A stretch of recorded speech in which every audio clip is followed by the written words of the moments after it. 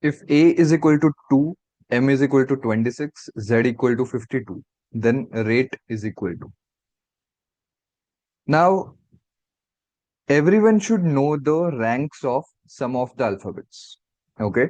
The most important alphabet, M, everyone should know.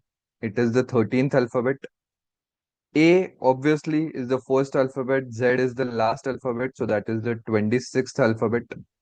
These are the basic things everyone should know. So if you know these things, you will immediately identify that A is equal to 2. That means it is double that of the rank of 1. M is 26, which is again double of 13. Z is 52, which is again double of 26. Okay. So therefore, the code language is basically double that of the ranks of the individual alphabets. Okay.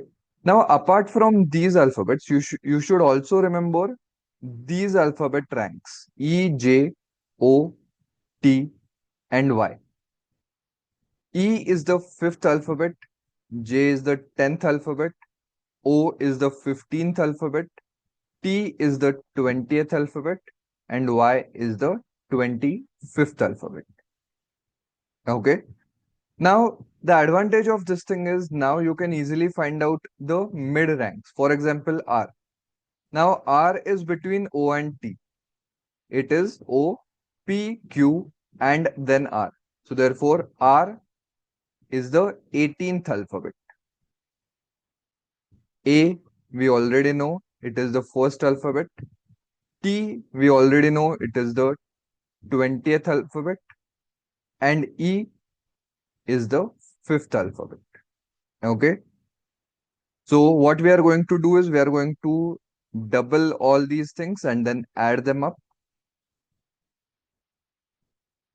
So 5 twos are 10, 20 twos are 40, 2 ones are 2, 18 twos are 36.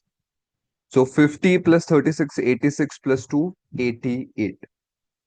So that will be our answer, option B.